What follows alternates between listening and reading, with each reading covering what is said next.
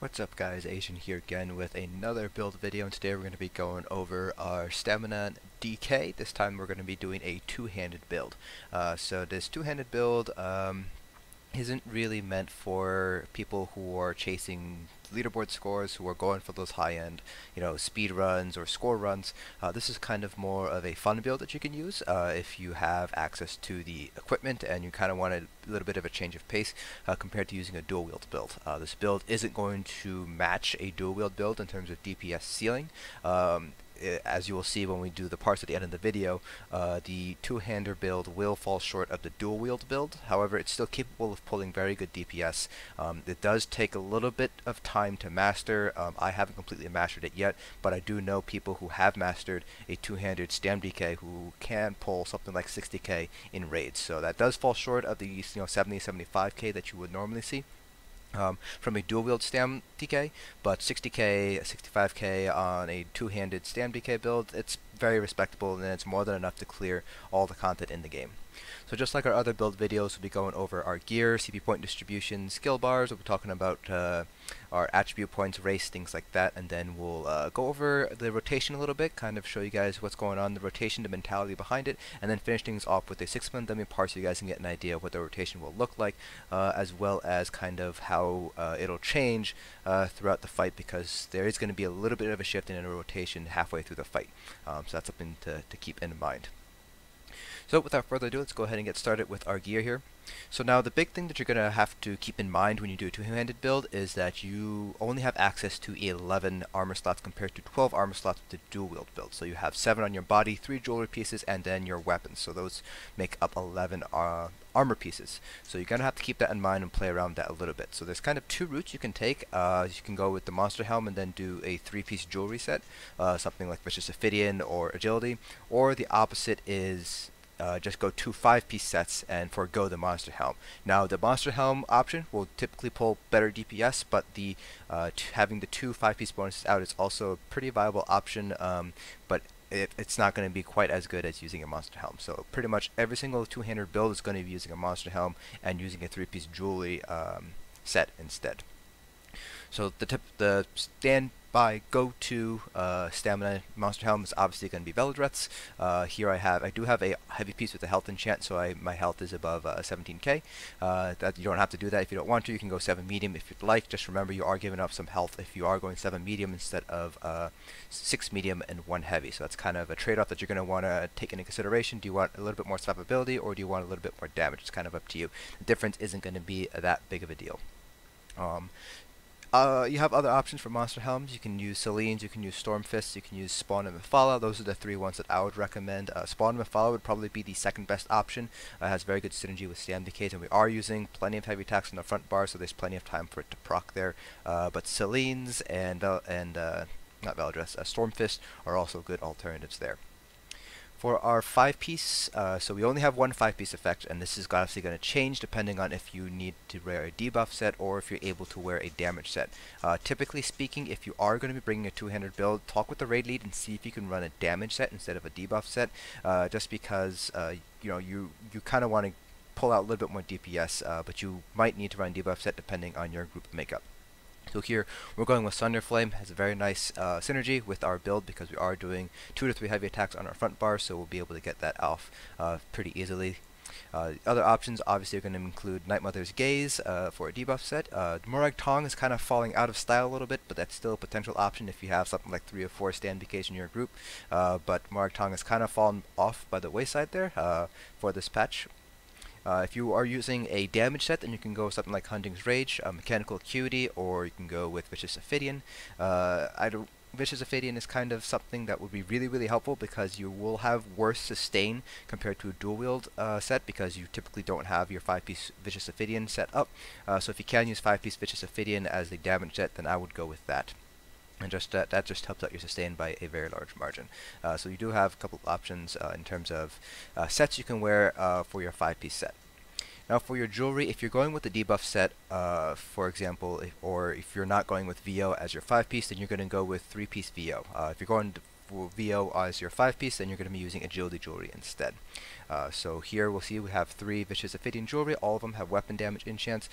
We are using heavy attacks on our front bar, like I've said, so it will help out our sustain a little bit. It is definitely going to take a hit compared to a dual wield build, but you're still capable of sustaining as long as you manage to pull 2 to 3 heavy attacks on your front bar here. Another thing to make note, I'll talk about this a little bit later, is that I am a Dark Elf, so I am losing a little bit of sustain there compared to like a Red Guard or a Wood Elf.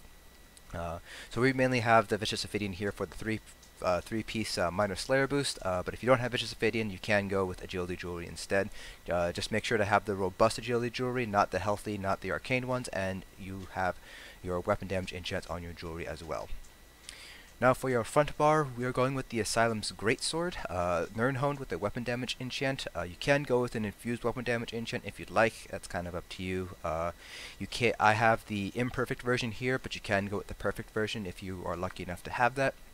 Another option is going to be the Master's Greatsword. If you are going to use the Master's Greatsword, you will have to swap out a skill in order to put in Cleave there.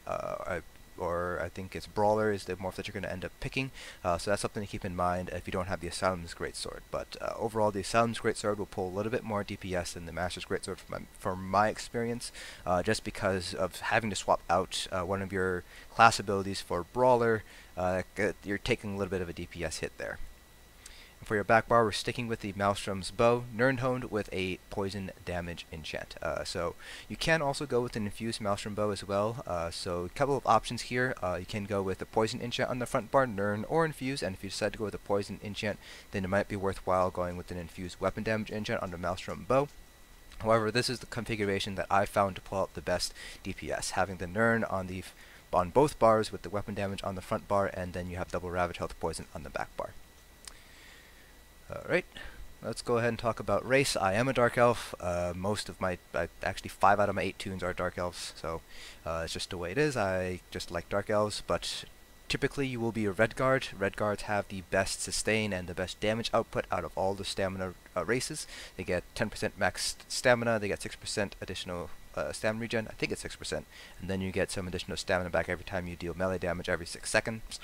So that really helps out with your sustain, and it's going to be very important for a 2-hand build because, again, you will have worse sustain compared to a dual-wield build. Other potential race choices include the Khajiit, Bosmer. Imperials are also not a bad choice as well if you have access to the Imperial Edition, and Dark Elves actually aren't a terrible choice because they do get 60% additional stamina, but they're generally, the other 4 races are going to be better because they generally have better boosts to their stamina or stamina regen in order to help out with sustain and damage accordingly. So you can go with Dark Elf if you'd like, but Red Guards, Khajiits, Bosmer, Imperials, they're typically going to be a little bit better. For our attribute points, we have all 64 points into stamina, and that's mainly because I have that heavy piece with the health enchant on my shoulder. So I have 17k health. Again, you're going to want to figure out for yourself whether you want to put all points into stamina or if you want to put a couple of points into health in order to help out your survivability. That's something that you're going to want to figure out for yourself depending on how often you die, how comfortable you are with the content, things like that. So if you want to move a couple of points from stamina into health, like 4 or 5 points, that's perfectly fine. You can go ahead and do that. You will see a little bit of a DPS loss, but it's not going to be that big, maybe like less than 0.5%. For our Mundustone, we're going with the Warrior. You can go with the Lover if you'd like. It kind of depends on how many debuffs that you have in your group. If you're using Alkosh, if you're using Infused Torix Crusher, for example. Remember that the penetration cap is 18,200, so add up all your penetration sources, Night Mother's Gaze, Sunderflame, Alkosh, Crushers, Enchants, and figure out whether or not you can run the Lover. If you end up running the Lover and going over the penetration cap, then go with the Warrior and make up the additional penetration using your CP points. It's kind of up to you, so I'll talk about this a little bit more when we go over CP. You're going to have to kind of play around a little bit, and it's going to be different for each group. So figure out your penetration values and decide if you can use the Lover or the Warrior. And then we are using our max health, max stamina food. That's just the best food to use. Now notice here I am a stage for a vampire. I typically don't recommend you go with a vampire as a stamina DPS. Yes, you will get the 10% additional stamina regen, but you do take more damage from fire, which since you're in melee range, you have less time to react to certain mechanics, so you might die if you're facing off against an enemy that is using fire damage. So that's something you want to keep in mind. Vampirism will get you better sustain, and will give you that 10% additional regen, but the trade-off again is that extra damage from fire. So if you feel comfortable with your survivability, then go ahead, run as a vampire. But if you're just learning stamina DPS, if you're just learning trial mechanics, I don't recommend being a vampire. If you do want to be a vampire, definitely feed down to stage 2 instead of sticking to stage 4 like I am here.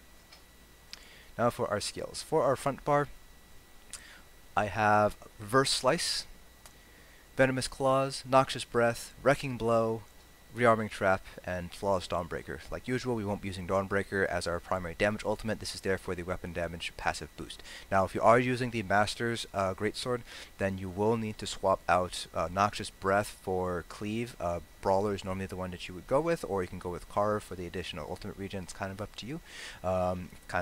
Dependent on what you'd rather have. Would you rather have the extra ultimate generation, or would you rather have that small damage shield? The damage shield is nice and it's very useful in ad pulls, so that's something you want to keep in mind if you decide to go with Brawler instead of Kra'gh. So you would want to replace Noxious Breath on the front bar here. You do want to keep Wrecking Blow because that's going to be one of the bigger sources of DPS when you're on your front bar here. For your back bar, I have Vigor here. You don't necessarily need to put Vigor here. You can use, pull it up, you can use Flames of Oblivion instead. It's kind of up to you. I like to have a self-heal just because I still need to work on a little bit on my survivability, so I less like to have that self-heal there. Poison Injection, Endless Hail, Razor Caltrops, Molten Armaments. Pretty much exactly the same thing as our dual wield build on the back bar in Standard of Might. You can go with Ballista if you'd like. I prefer Standard of Might. It's kind of up to you. If you have Ballista, you'll be able to use it more often, so you have a little bit better sustain because you're able to get resources back a little bit faster. But Standard of Might generally pulls a little bit ahead of Ballista when it comes to pure DPS. So let's go over our champion points. We have 420 points into each of the 3 different colors, so let's go ahead and get started with our green CPs. So one thing to keep in mind is that I am on my tank CPs right now. My CPs are a little messed up for stamina DPS, so I'm just going to do this real quick so you guys can get a sense of what it should look like. So we're going to have 75 points into Mooncalf here. Oops. And then 75 in Tenacity. I need to move a couple points around.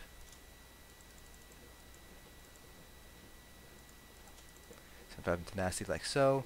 That leaves you with 90 points to play around with. So I have 30. So you'd put 31 to Shadow Ward, 20 into Tumbling, and then 31 to Warlord. It's kind of up to you how you want to play around with those remaining 90 points. I like this just because it's a little bit more balanced, but you know, you can play around with that however you'd like. For our blue CPs, this is in fact for my stam DPS. So I have 64 into Mighty, 25 into Piercing, 56 into Precise Strikes.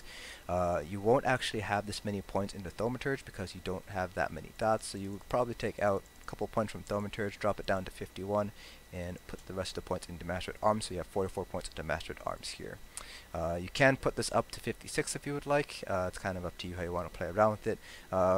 Just generally speaking, Thaumaturge, at least on a two-handed build, because Wrecking Blow, your heavy attack, and Executioner or Reverse Slice are all direct damage, you're not going to get as much out of Thaumaturge because you won't have Rending Slashes and you won't have Deadly Cloak, so you will have get a little bit more if you shift those out of Thaumaturge into Mastered Arms. So that's something you want to keep in mind between the difference between a dual wield and a two-hander build.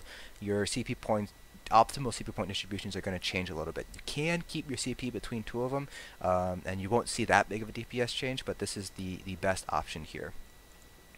And then for red CPs, I like to take a one-size-fits-most approach. However, you can kind of play around with your red CPs depending on the content you're running. So for example, if you're going to be running Maw of Lorcage, where you're taking more magic damage and physical damage, you can take points out of Hardy here and put them into something like Spell Shield or something like that. So that's kind of up to you how you want to play around with that.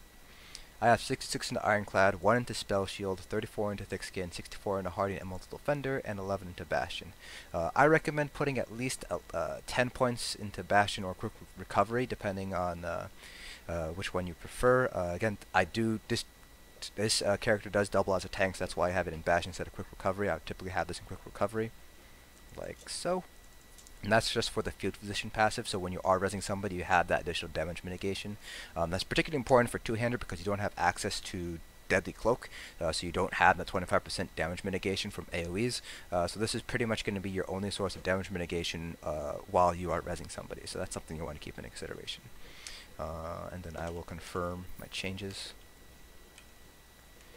Alright, so that's pretty much everything with the build itself. So now let's go ahead and talk about rotation. We'll demonstrate here on this 3 million dummy here. So like I alluded to earlier, you're going to have kind of two separate parts of the rotation here. You're going to have the first half of the fight, so basically we're from 100 to 50% of the boss's health is going to be like one set rotation, and we'll go over that set. And then from 50 to 100 you have a completely separate rotation then, so you won't be using Wrecking Blow on that second half, you'll be using Reverse Slice instead. So pretty much like every single stam DPS, your backbar dots are going to be your strongest dots here. So it's going to be Endless Hail, Caltrops, Poison Injection. Those are all very important dots to keep up and maintain. Now on your front bar here, Venomous Claws is going to be your strongest dot. And then you have Noxious Breath as well as a dot you can try to keep up. I would recommend trying to keep it up as best you can. And then everything else is kind of secondary to that. Minor Force from Rearming Trap is another big one that you're going to want to keep up. So that's kind of where everything's going to surround itself on. So starting off with the fight, I obviously like to pre-buff with Molten Armaments, and I like to start off with a trap. You don't have to, of course. And then Endless Hail, so like that. Then you would ultimate here. And then you would light attack into, and then heavy, Wrecking Blow.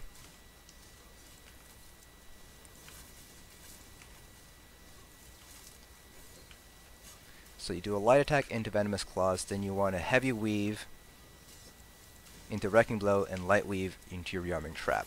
And that's if you have to recast Molten Armaments. If you don't have to do that, then you can actually do 3 heavy attacks. So 1, 2, and 3. Like so. So that's kind of up to you. If you want, you can continue to light weave. That'll leave you with 2 heavy attacks on the front. But if you haven't recast Molten Armaments, though, you can go with 3 heavy attacks on the front. You can go light, Venomous, and then heavy weave, Noxious, Wrecking Blow, Rearming Trap. So let's actually get the dummy down to 50% so we can show you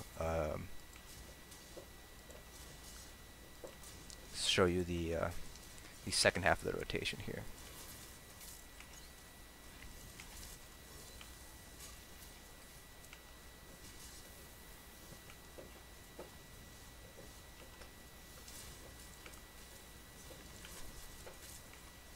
So one thing you want to keep in mind with Wrecking Blow is that the hit animation is a little bit funky. So let's see. So you can see that Wrecking Blow does have a cast time associated with it. You can see down there it has about a 1 second cast time. It's a little bit longer than that. So the range is pretty good. So you can actually hit them from pretty far out. So, but if you are, in the middle of a mechanic, if you're moving away from the enemy and you're casting, and you kind of move too far away. So like, let's say you're just right on the edge, you'll actually end up not being able to cast it. So that's something you want to keep in mind if you're using Wrecking Blow. So you can see here, I'm out of range even though I started the attack. So that's something you want to be conscious of if you're using Wrecking Blow and you're playing around with mechanics. Alright, so now we're going to go into the second half of the rotation, basically from 50 to 0. So that basically now, instead of using Wrecking Blow, you'll be using Reverse Slice or Executioner, whichever morph you decide to choose there. So your back bar rotation is going to remain the same, obviously, so you're just going to do, Endless Hail, Poison Injection, Caltrops, Molten Armaments. Your beginning is going to remain the same, but instead of using Wrecking Blow, you're going to go heavy attack into Executioner, and then light weave at second Executioner, like so. So you're going to heavy into the first one, light weave second one, and then you can just, if you want, you can heavy weave into a Rearming Trap if you need the resources. If you just re-up Molten Armaments, like right here, you actually won't have time to do a heavy attack. So you'll have to light weave your Rearming Trap like that. So that's something to keep in mind there with the Stam DK rotation. So when I say you have time for 2 to 3, it's really dependent on whether you've put down something like Rearming Trap, or not Rearming Trap, a Molten Armaments, or your standard. If you put down Molten Armaments, you're only going to have time for 2 heavy attacks. Same thing if you have to put down standard, it's only going to be 2 heavy attacks. If you haven't used either of them, then you have time to fit in a third, which will help out your sustain a little bit. If you are feeling the sustain burn, then by all means, go ahead and, let your dots, backbar dots drop off in order to get that second heavy attack in. It's kind of up to you. Just to keep in mind when we do our 6 million dummy parse now, is that we don't have sustain help from healers and things like that. So, you know, any sustain problems you see here might not be necessarily as bad in an actual raid. So I'll try to narrate throughout the 6 million dummy parse. And remember that I am not as fluent with a two-handed build as I am with a dual-wield build, so that's going to obviously be reflected in the parse, but hopefully you'll get an idea of how it compares to a dual-wield build here. So without further ado, let's go ahead and get started.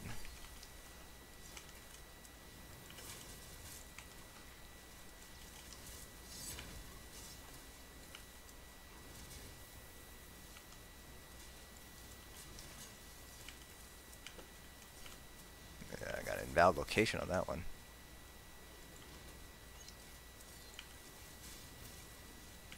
That was weird.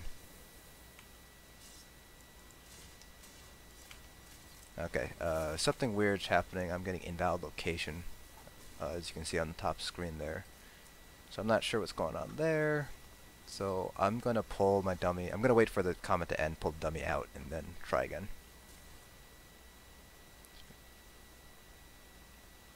Sometimes this happens depending on the house you're in. So for example, the Clockwork City house, on the balcony outside, the Velidreth will actually go underneath. So there's sometimes a few quirks when it comes to testing out on the dummy. So I'll actually move it.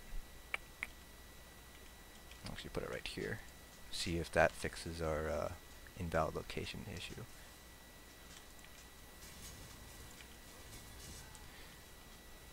Well, I'm going to go ahead and get my ultimate. So do remember that you are using an Asylum Staff, so during the second half of the fight, you do get a lot of extra ultimate. You can see my ultimate down there is growing up very fast because of the Asylum weapons special abilities. So there we go. That ought to be enough. There we go. Alright, so let's go ahead and try this again. Hopefully I won't get that invalid location bug. Or I guess it's a feature.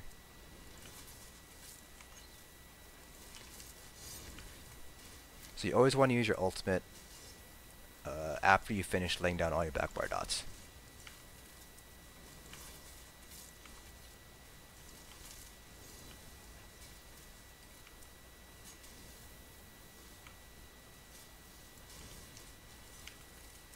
So we only had 2 heavy attacks that first time because we did have to cast our ultimate the first rotation, and then we had to cast Molten Armaments our second one. But you can see here we have enough time for a heavy weave into trap. Now I do like to use Caltrops last and kind of bar swap cancel out of that. You don't have to do that. Some people like to do Caltrops and then poison injection. It's kind of up to you.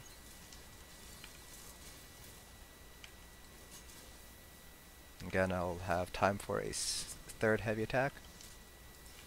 And then I bar swap cancel out of my Rearming trap, if you guys saw that there. I do recommend getting good with the bar swap canceling out of Rearming trap.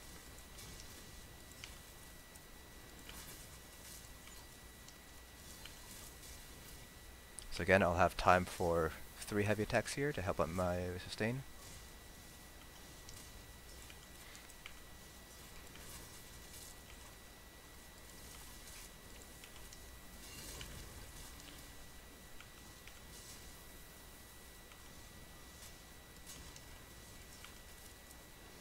Alright, so now that the enemy is at 50% or lower, we're going to stop using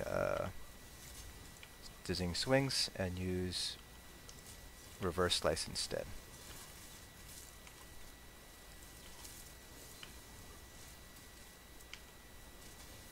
Again, 2 heavy attacks.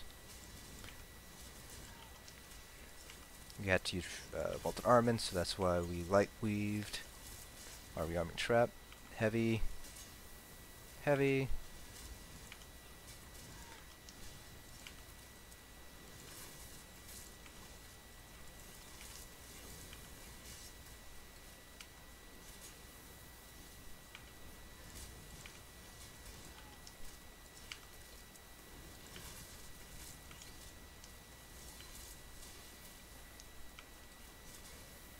So if you want here, you can go with another heavy attack, but I'm not going to.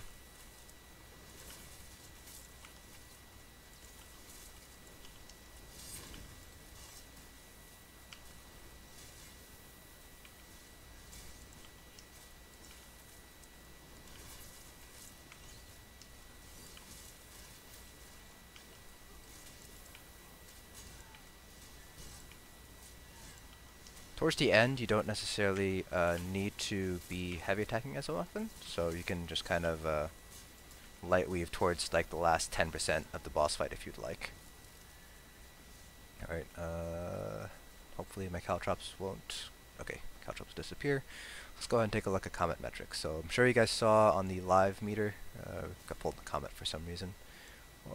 Probably Rearming Trap. So we pulled 31.2k here with a two-handed build. Now to give you guys a little bit of reference, with Sunderflame and VO on a dual-wield build, I typically pull around 38-39 on a 6 million dummy. So that's kind of the DPS difference you're seeing there. It's a fairly large difference, all things considered. Do remember that in an actual raid, this will scale up a little bit better. But generally speaking, like I said at the beginning of this video, two-hander builds will always pull lower than an equally skilled player running a dual-wield build. It's just the nature of it. Two-handers just don't have as strong dots. Brawler doesn't nearly match what Rending Slash is capable of doing, and same thing with Deadly Cloak. Deadly Cloak is a big reason why a lot of people don't use two-hander builds, because not only is it fairly decent damage, it also gives you that 20% mitigation from AoE damage, so that's pretty big on survivability, and the tiny shield you get from Brawler doesn't make up for that at all. So that's something that that's a huge reason why people shy away from two-hander builds and tend to use dual-wield builds instead. So that's something to keep in mind. Obviously, also the fact that you can run two 5-set pieces, and so that's a big reason why dual-wield builds generally pull ahead of two-hander builds. But like we see here, it's not necessarily a bad build, it just takes a lot of practice. So remember, I'm not as fluent and not as familiar with the two-hander build as I am with my dual-wield build.